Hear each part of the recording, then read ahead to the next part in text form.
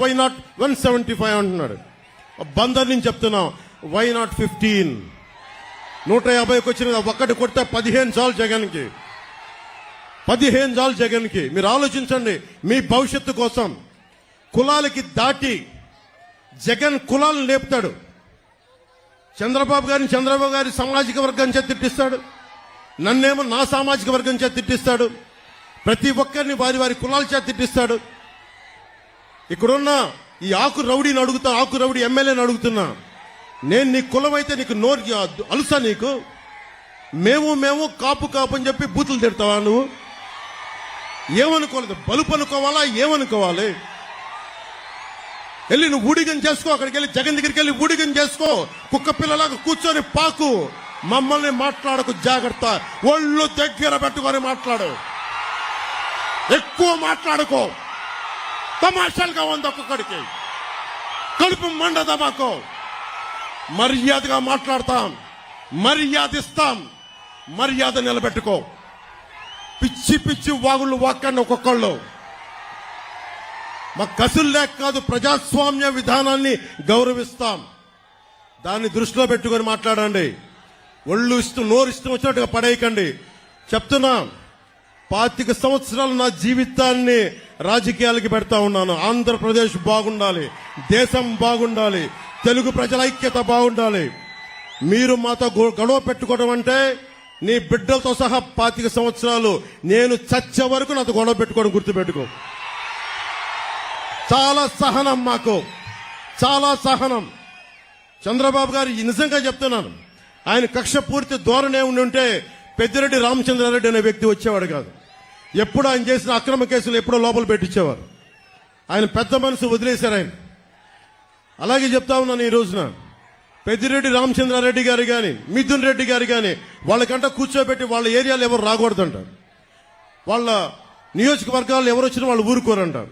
వాళ్ళు వచ్చి రాష్ట్రం అంతా కెలకొచ్చే. మీరందరూ రాష్ట్రంలో పిఠాపురం దగ్గర నుంచి బందర్ దగ్గర నుంచి అన్ని మానవ వనరులు, అన్ని సహజ వనరుల్లో మీరు ఏళ్లు పెట్టండి. మేము చూస్తూ కూర్చుంటాం, చేతులు కట్టుకొని, నోట్లో ఏళ్లు పెట్టుకొని. చూపిస్తాం మీకు భవిష్యత్తులో మీకు ఎలా ఉంటుందో. మీకు అన్యాయం మీద తిరగబడితే ఎలా ఉంటుందో మీకు చూపిస్తాం. మీకు ముఖ్యంగా యువతకి చెప్తున్నాను, మీరు కులాల్ని దాటి రండి, జిల్లాల్ని దాటి రండి, ప్రాంతాల్ని దాటి రండి. చంద్రబాబు గారికి ఒకటే చెప్పాం, మీరు కుల గణాంకాలు తీస్తా ఉన్నారు సార్. మనం అందరం కుల గణాంకాలతో పాటు స్కిల్ డెవలప్మెంట్ గణాంకాలు తీయాలి. ఇంతమంది యువతున్నారు, మీరున్నారు ఇక్కడ, 2 వేలు చూపిస్తా ఉన్నారు, పిడికిలు చూపిస్తా ఉన్నారు. ఇంతమంది యువతున్నారు, మేడల పైన, మిద్దెల పైన ఆడపడుచులు అంతమంది ఉన్నారు. మీకేం కావాలి? మీ అభిరుచి ఏంటి? మీకు దేంట్లో ఇష్టపడతారు? మీరు దేనికి నచ్చుద్ది? మీకు మీ స్కిల్ డెవలప్మెంట్ ఏం కావాలి? మీకు ఎంతమందికి పైలట్లు అవ్వాలని ఉంటుంది, లేదంటే టెక్నీషియన్స్ అవ్వాలని ఉంటుంది. ఎంతమంది ముస్లిం యువతలో ఎంత బలమైన శక్తి సమర్థత ఉందో ఎవరికి తెలుసు. మత్స్యకారుల్లో గొప్ప గజేతగాళ్ళు ఉన్నారేమో, మనకి ఒలింపిక్స్ వెళ్ళగలిగే గజేతగాళ్ళు ఉన్నారేమో, ఎవరికి తెలుసు. అది ఎతికితే కానీ సమర్థత బయటికి రాదు. చంద్రబాబు గారిని ఒకటే అడిగాను, ఆయన కూడా ప్రామిస్ చేశారు, రాగానే కుల గణాంకాలతో పాటు మీ ప్రతిభ, సమర్థత, మీ అభిరుచి గణాంకాలు కూడా తీస్తాం. 2047కి దేశం అత్యంత సూపర్ పవర్ రావాలి ప్రపంచంలోనే. అంటే ఇందాక చెప్పినట్టుగా యువతే ఈ దేశానికి నిజమైన సంపద. మిమ్మల్ని పెంచుకోకపోతే, అంటే యువతరం తాలూకు శక్తి ఎప్పుడు తెలుస్తుంట, తాతకి చేతి కర్ర అవసరం వచ్చినప్పుడే మనవడి విలువ తెలుస్తుంట. నాయకులు పెద్దోళ్ళు అయిపోతుంటే యువత కావాలి. నిజంగా నేను మీకోసం, చంద్రబాబు గారు మహా దార్శనికుడు. ఈ మధ్య నేను ప్రతిసారి మాదాపూర్కి వెళ్తున్నప్పుడు, నేను లేట్ 99లో చూస్తున్నప్పుడు ఆయన 2020 విజన్ కి ఎలా జరుగుద్ది, ఏం జరుగుద్ది అని అనుకునేవాడిని. ఈ రోజును చూస్తూ ఉంటే లక్షలాది మందికి ఉద్యోగాలు. ఒక్కడి విజనరీ, ఒక్క విజన్, ఒక్కరి దార్శనికత. ఏం కావాలి? ఆయన నిజంగా డబ్బే సంపాదించాలంటే కూర్చోబెట్టి దాంట్లో నా 100 ఎకరాలు 200 ఎకరాలు తీసుకోవచ్చు కదా. ఆయన ఏ రోజు అవి చేయలే. ఆయన చేసిందల్లా చాలా సంపద సృష్టించాడు. సంపద సృష్టించడం చాలా కష్టమైన పని.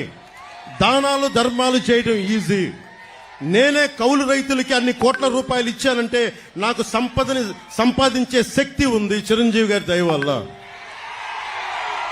ఆయన ఒక స్కిల్ డెవలప్మెంట్ నాకు ఇస్తే ఆ సంపదను సంపాదించి కౌలు రైతులకి పెట్టగలిగాను.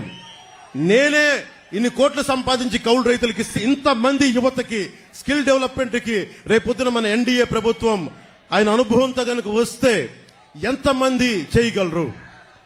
ఇందాక చంద్రబాబు గారు నేను కారులో మాట్లాడుకుంటుంటే కార్పొరేట్ సోషల్ రెస్పాన్సిబిలిటీతో పాటు నిజంగా డబ్బు సంపాదించిన ప్రతి ఒక్కళ్ళు టాప్ 10 పీపుల్ 10% మంది అట్టడుగు వర్గాల్లో ఉన్న 30% నిజంగా సంపద క్రియేట్ చేయగలిగితే వారిని చేయి నడిపించి తీసుకెళ్తే ఎంత అద్భుతంగా ఉంటుంది. ప్రధానమంత్రి మోదీ గారు అదే కోరుకుంటా ఉన్నారు. అట్టడుగు స్థాయిలో ఉన్న పేదరికులు ఉన్న వాళ్ళకి సంపదన పనులు చేయాలని, సంపాదన ఇవ్వాలి, వాళ్ళకి సంపాదన పనులు చేయాలని ఆ దిశగా మేము అడుగులు ఇస్తున్నాం. ఆ దిశగా మేము ముందుకెళ్తున్నాం. మీకోసం 2.5 దశాబ్దాలు పనిచేయడానికి మేమందరం సిద్ధంగా ఉన్నాం. 2047 ఇక్కడున్న యువత ఆ రోజు 2047కి అందరికీ 25 ఏళ్ల యువకులు అయిపోతారు. మీరందరికీ 40-50 ఏళ్ళు వచ్చేస్తాయి. మీ భవిష్యత్తు 5 సంవత్సరాలు కాదు. ఈ ఎన్నిక, ఈ ఓట్లు చాలా మీ భవిష్యత్తుకు నిర్దేశించేవి. దయచేసి మీరు దృష్టిలో పెట్టుకొని, మా సరదా కోసం చెప్పట్లేదు, మీ భవిష్యత్తు కోసం వచ్చాం. మేము ఈ రోజు నేను చెప్తా ఉన్నాను, దశాబ్దం రోడ్ల మీద ఉన్నాం, 2 చోట్ల ఓడిపోయాం, నిలబడున్నాం మీకోసం, తిట్లు తింటా ఉన్నాం, ఆకు రౌడీల చేత మాటలు అనిపించుకుంటా ఉన్నాం. అందుకని దయచేసి మీరందరూ మీ భవిష్యత్తును ఆలోచించి బాలశౌరి గారిని బలమైన మెజారిటీ తోటి గెలిపించండి. గాజు గ్లాస్ గుర్తు మీద